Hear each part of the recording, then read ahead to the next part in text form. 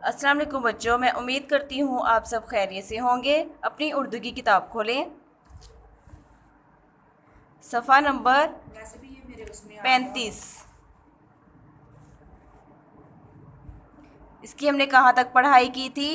ज़मीन ने दुख से कहा। आगे हम इसकी पढ़ाई शुरू करते हैं। आदिल को खाली प्लॉट में कूड़े का ढेर याद आया।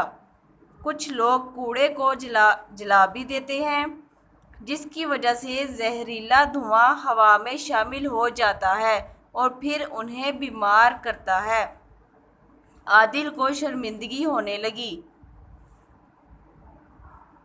मुझ पर उगे दरख्त आलूदा हवा को साफ करने में मदद देते हैं, लेकिन लोग उन्हें भी नुकसान पहुंचाने से बाज नहीं आते।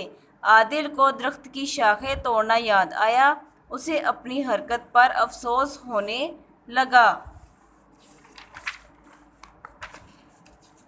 अगर उसके बाद भी कोई कसर रह जाए तो लोग अपनी गाड़ियों, मोटरसाइकिलों और साइकिलों पर लगे हॉर्न के शोर से भी माहौल आलूदा कर देते हैं।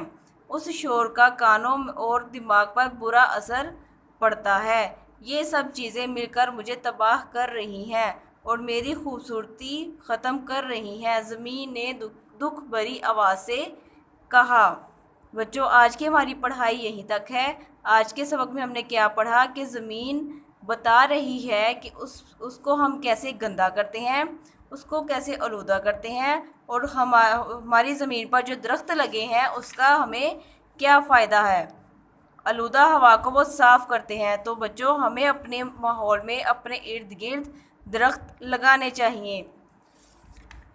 बच्चों, आपने इस लेसन को अच्छे से याद करना है। इसकी पढ़ाई आपने बार बार करनी है ताकि आपको लफ्ज़ पढ़ने आए। Thank you.